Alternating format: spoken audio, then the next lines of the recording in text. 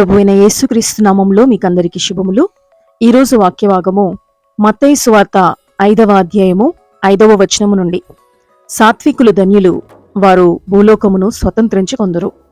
చదవబడిన ఈ వాక్యభాగాన్ని అనుసరించి ఈరోజు దైవిక స్ఫూర్తిని ధ్యానించుకుందాము. సాత్వికము అనేది ఆత్మఫలాలలో ఒకటి. ఆత్మఫలములో ప్రతి ఒక్కటి ఒకదానికొకటి సంబంధం కలిగి ఉంటాయి. ఒక మనిషి యొక్క గుణగణాలు ఆ మనిషిని ప్రముఖునిగా చేస్తాయి.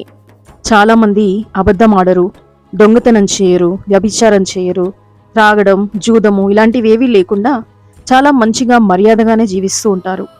కానీ వారికి విపరీతమైన కోపం ఉండి ఉండవచ్చు, ఇతరులను ప్రేమించకుండా ఉండవచ్చు. చెడు స్వభావము, చెడు అలవాట్లు రావడానికి ఎలాంటి ప్రయాస మనం పడాల్సిన అవసరం లేదు. కానీ మంచి గుణాలు మనకు అలవడాలంటే ఎంతో ప్రయాసపడాల్సి ఉంటుంది. ఈ సాత్వికమైన గుణము అనేది మనిషికి కీర్తి ప్రతిష్టలను తెచ్చిపెడుతుంది. సాత్వికమైన గుణము అనేది మనిషికి పుట్టుకతో రాదు, దానిని మనము పెంపొందించుకోవాల్సి ఉంటుంది. మనిషిలో పుట్టుకతో వచ్చిన కోపాన్ని సమాధి చేయగలిగితేనే సాత్వికాన్ని మనం సంపాదించుకోగలుగుతాము. భూమి మీదనున్న వారందరిలో మిక్కిలి సాత్వికుడు అని దేవుడైన యెహోవా మోషే గురించి సాక్ష్యం ఇచ్చాడు కదా. సంఖ్యాకాండం 12వ అధ్యాయం 3వ వచనంలో చూస్తాము. మోషే మొదటి నుండి సాత్వికుడు కాదు, చాలా కోపిష్టి. ఎంత కోపిష్టి అంటే ఒక్క దెబ్బతో ఐగుప్తీయుణ్ణి కొట్టి మరీ చంపేశాడు.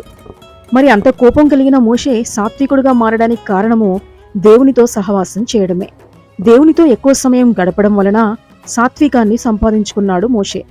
అపోస్తలుడైన పౌలు కూడా దేవునితో సహవాసం కలిగి ఉండటానికి ముందు ఎంతో ఆవేశంగా ఉండేవాడు. ఆ ఆవేశంలో అనేక మంది క్రైస్తవులను హింసించాడు, చంపేశాడు. దేవునితో సహవాసం ఏర్పడిన తర్వాత మాత్రం తనను ఎవరు ఎంతగా హింసించినా కూడా ఓపిగ్గా భరించడం అలవాటు చేసుకున్నాడు. అందుకు కారణం అతనిలో ఉన్న సాత్వికమే. సాత్వికం అనేది మనుషులలో ఉన్నటువంటి ఆవేశాన్ని, కోపాన్ని చల్లబరుస్తుంది. మనుషుల మధ్యలో నివసించేటప్పుడు సాత్వికంగా ఉండటం అనేది అసాధ్యమే. అయితే సాత్వికాన్ని మనం సంపాదించుకోవడానికి కాస్త ప్రయాసపడాల్సి ఉంటుంది.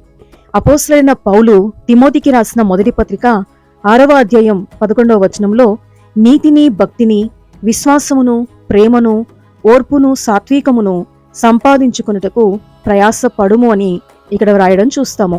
మనం సాత్వికమును సంపాదించుకోవడానికి ప్రయాసపడితే అది మనకు మంచి పేరు ప్రఖ్యాతులను సంపాదించి పెడుతుంది.